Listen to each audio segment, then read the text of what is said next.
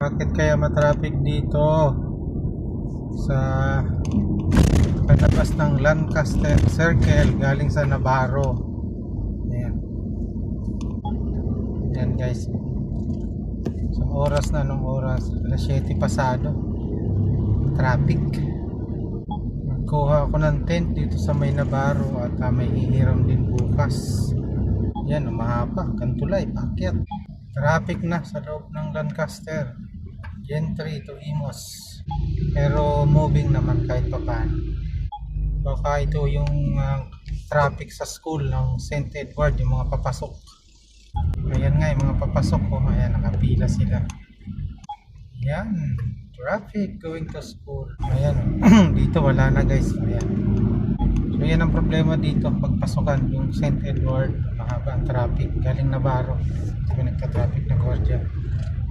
Dito wala na guys bago mag-circle ng Imos Lancaster. Okay, good morning.